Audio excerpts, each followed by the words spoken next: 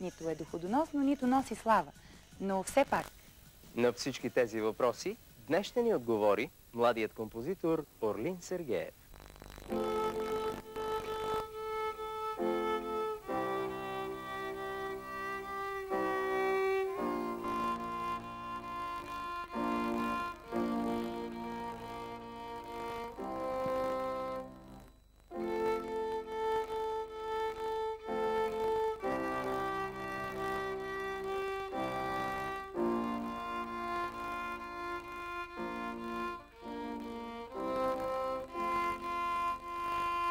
Аз лично не мога да живея без да свиря и да импровизирам нещо ежедневно.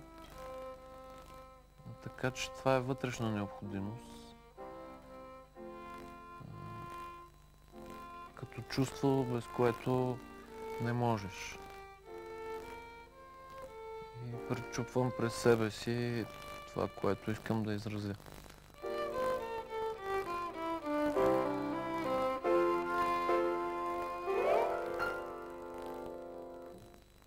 Аз на първо място съм инструменталист и след това нещо като хоби ми е, което обичам и не мога без него, е да композирам и да импровизирам. И странно е да говориш за себе си като творец, но мога да кажа неща, които съм изживял и които са ми интересни. В момента, в който се занимавам с музика, от детството си до сега, и проблеми, с които се сблъсках. Именно, че всеки талант, ако се забележи от някого, от ранна детска възраст трябва да се поощрява и да се съхранява. Много е важно.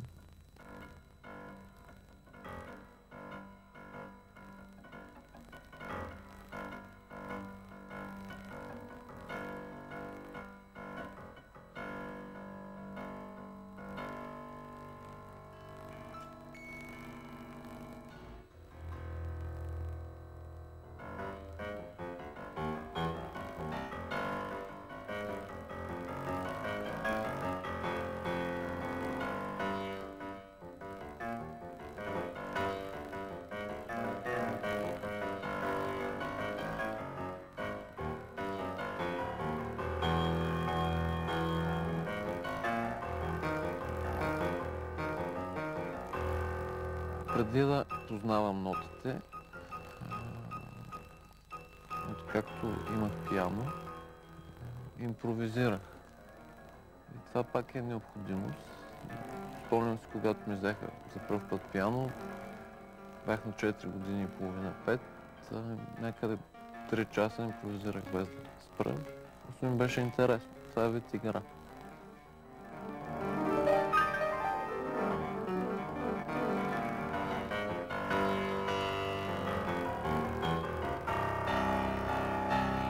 Импровизацията е свобода, естествено, но това малко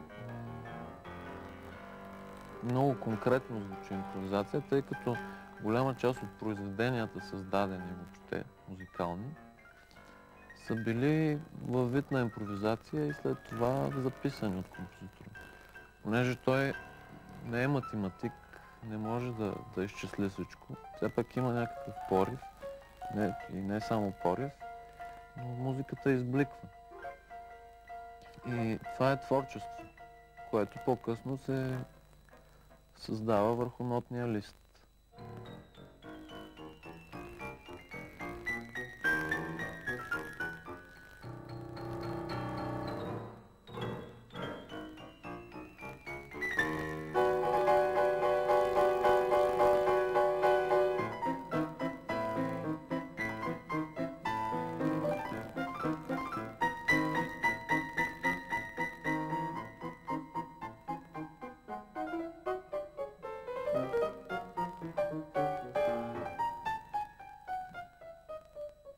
Искам да благодаря на майка си за всичко до тук, понеже то главно се дължи на нея. И също мисля, че семейството и средата, в която расте музикант, човек на изкуството и който и да било, е от изключително важно значение.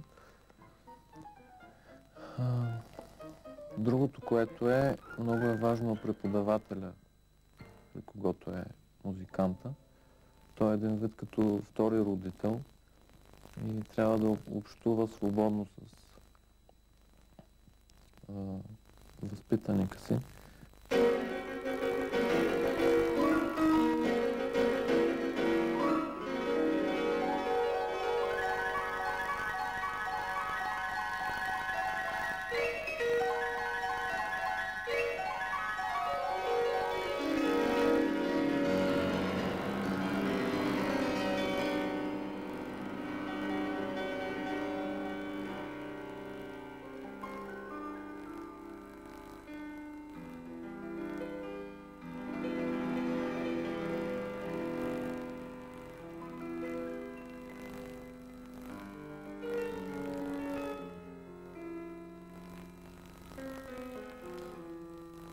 Цялото ни средно образование, също и музикално, е на много високо ниво, което е много важно изключително, защото най-важно е основата